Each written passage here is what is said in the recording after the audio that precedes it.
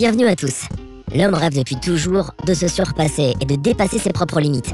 Tous les ans, ce sont ainsi des milliers de personnes qui essaient sans cesse de battre de nouveaux records. Le livre Guinness, édité chaque année, compile les records enregistrés dans pratiquement toutes les disciplines, des plus sérieuses aux plus décalées.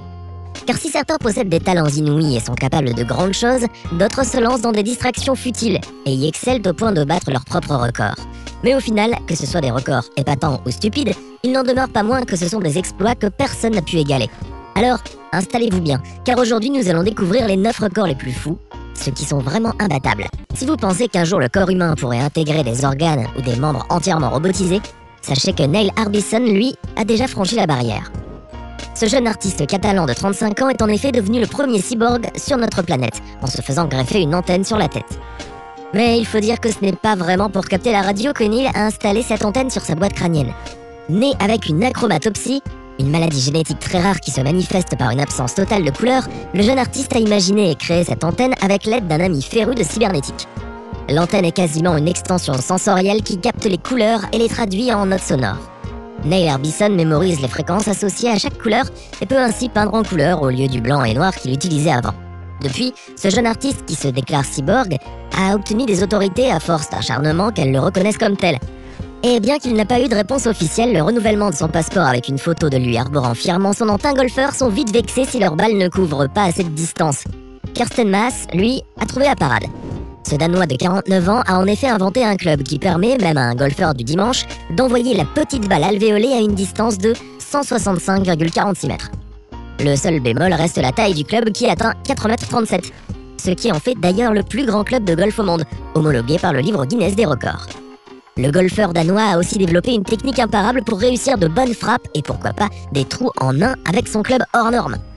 Toutefois, il faudra penser à construire un sac assez grand pour le ranger et peut-être aussi une voiturette de golf adaptée pour pouvoir le transporter sans peine sur les... Si comme beaucoup de personnes, vous aimez fabriquer vous-même vos propres déguisements d'Halloween, Thomas de Petrio, lui, va plus loin. Ce jeune américain a ainsi créé sa propre armure d'Iron Man. Et pas n'importe laquelle, mais la Hulkbuster. La plus grosse et la plus lourde aussi, qu'on a pu apercevoir dans le film Avengers Age of Ultron. Dans le film de la franchise Marvel, le Hulkbuster a été créé par Tony Stark afin de venir à bout de Hulk. L'armure est donc proportionnée par rapport à l'énorme monstre vert. Thomas de Petrio a voulu que son costume soit grandeur nature et a donc passé plus de 1600 heures à travailler sur son projet.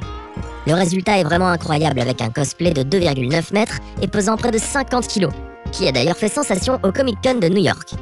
Reproduit avec un sens accru du détail, le Hulkbuster est équipé de 915 lumières LED ainsi que de lasers aux yeux.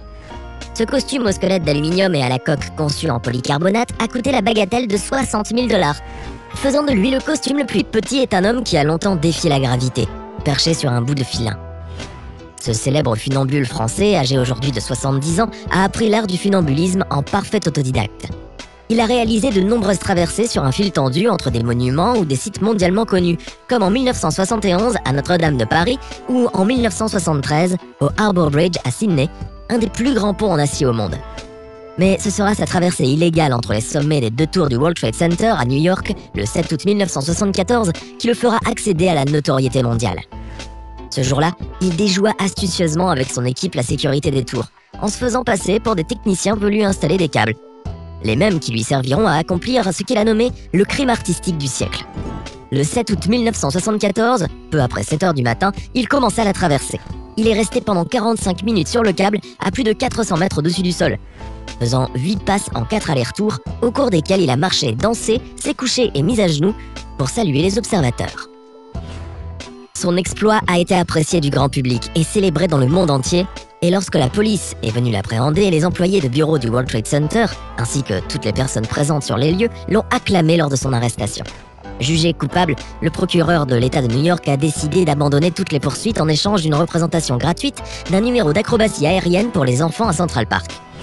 L'autorité portuaire de New York et du New Jersey a même donné à Philippe Petit un pass à vie pour l'Observatoire Duck des 2 tours et lui a demandé de dédicacer une poutre d'acier à proximité de l'endroit où il a commencé sa traversée. Depuis, on connaît le destin tragique qu'ont connu les 2 tours, mais cela n'a pas empêché le grand funambule de vouloir changer un peu le monde avec ses stupéfiants tours d'équilibre. On connaît tous des gens qui sont de vrais boulets. David Smith Jr., lui, est un homme canon qui n'a rien à voir avec eux. Cet Américain a décidé de suivre la voie de son père, Dave Smith Sr., et de se lancer dans l'une des acrobaties les plus dangereuses au monde, mais aussi les plus spectaculaires, le canon humain. David Smith Jr. a d'ailleurs réussi à battre le record du paternel en se faisant éjecter d'un canon sur une distance de 59,43 mètres pour atterrir assez délicatement sur un grand filet de sécurité. Surnommé Cannonball à juste titre, David Smith Jr. déchaîne les foules de fans hystériques à chacune de ses représentations où il défie carrément la mort. Un filet qui se rompt ou un tir mal ajusté pourrait très vite provoquer une tragédie. Cependant, cela ne fait pas peur à notre boulet de canon qui file sans cesse vers la gloire et la célébrité à plus de 110 km, avouez-le. Vous aussi, vous avez grincé des dents devant une machine à pince en compagnie de votre petit ami en essayant sans cesse de lui attraper une jolie petite peluche pour lui prouver votre amour. Mais comme vous avez dû le constater, la probabilité de saisir l'objet tant convoité avec ses pinces métalliques traîtres est certainement d'1 sur 1 milliard tellement c'est compliqué. Ce qui nous donne à réfléchir devant l'incroyable talent de Chen Zitong, qui a gagné à lui seul, et en une année seulement, 15 000 peluches dans des machines à pince. Oui, 15 000. Ce Chinois de 35 ans est devenu le champion incontesté dans cette discipline très difficile, à tel point que tous les propriétaires de ces machines le détestent. Ce roi des fêtes foraines ne perd presque jamais en effet, et a développé des techniques imparables au fil du temps. Selon lui, il existerait 2 sortes de machines à pince. Avec l'une, vous pouvez gagner grâce à vos compétences. L'autre est programmée et peu importe votre adresse, vous êtes sûr de ne jamais gagner. Le jeune Chinois, devenu une célébrité depuis que la chaîne YouTube Great Big Story lui a consacré un reportage, garde tout de même la tête sur les épaules et le cœur gros comme ça. Il a ainsi démontré sa générosité en faisant don de 1000 peluches à des écoles spécialisées pour les enfants. Sans eux, les scènes de course-poursuite haletantes et les carambolages époustouflants des films hollywoodiens seraient bien moins réalistes. Les cascadeurs sont le cœur qui palpite du cinéma, et pourtant, on leur fait bien peu de cas. Et très souvent, ils sont même marginalisés. Mais ce n'est pas le cas de Terry Grunt, en tout cas.